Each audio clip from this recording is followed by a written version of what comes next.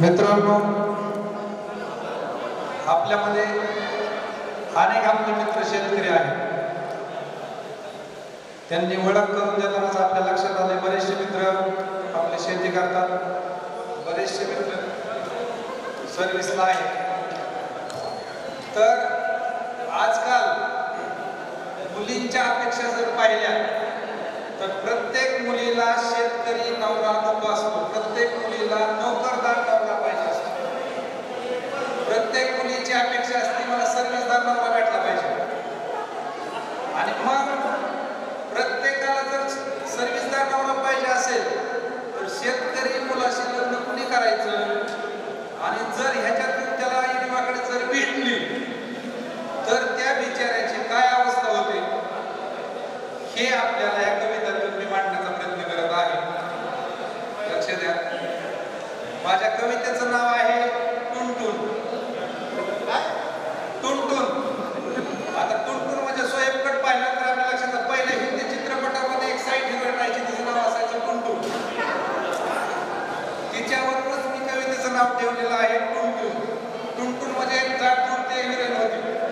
काय होतं, शेतकरी नवरा म्हटल्यानंतर सगळेच नाकडोळा मारतात आणि अशी तशी त्याला भेटल्यानंतर तिचे जॉब येतात, त्याच्यावर काम करायचं राहायचं, ती काहीच काम करत नाही. आणि मग त्या बिचारीची जी अवस्था होते ती कवितेतून मांडण्याचा मी प्रयत्न केलेला आहे. बघा, तो त्याची व्यथा त्या ठिकाणी मांडतो आहे. हौसानं घरी मी पाळल्या म्हशी, दूध पिऊन राणी बघा फुगली ही कशी. हौसानं घरी मी पाळल्या म्हशी, दूध पिऊन राणी बघा फुगली ही कशी. हिला उठता बसता येईना, काही काम धंदा होईना. हिला उठता बसता येईना, काही काम धंदा होईना. टुनटुन जशी जाड झाली हो, वजन पलंग जातो खाली हो. 4-5 भाकरी एकदाच खाती, 4-5 भाकरी एकदाच खाती. उरलेलं कालवण उचलून पेती. 4-5 भाकरी एकदाच खाती, उरलेलं कालवण उचलून पेती. सुस्त बाया ही झोपी जाती, झोपल्या झोपल्या गालामध्ये हसती कुदकन. झोपल्या झोपल्या गालामध्ये हसती कुदकन. आणि पाहता तिला माझे काळे उठतेलच कन. तिला उठता बसता येईना, काय काम धंदा होईना. टुनटुन जशी जाड झाली हो, वजन पलंग जातो खाली हो. एक दिवशी विपरीत गोष्ट घडली. पुढं काय घडलं बघा. गोष्ट बघा ही विपरीत घडली. दणकन बाया ही अंगावर पडली. गोष्ट बघा ही विपरीत घडली.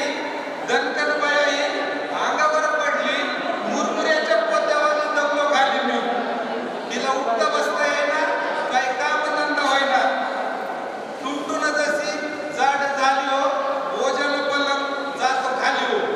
आता तो इतका वैतागला तिच्या त्या व्यस्त कार्यक्रमाला की काय काम करणार, एवढी जाड झाली, तिला वजन त्रास होतोय. पण तो शेवट काय म्हणतो बघा. विकून टाकतो साऱ्याच म्हैशी, मग काय पेईल ही गुलावशी. कारण दूध प्यायचं कामच नाही करायचं, त्याच्यामुळे ती जाड झाली. पण तो काय म्हणतो, विकून टाकतो साऱ्याच म्हैशी, मग काय पेईल ही गुलावशी. काय सांगू दत्ता तुला माझी कहाणी, बायको गेंड्यावानी मी काट गोळा धरी. हिला उठता बसता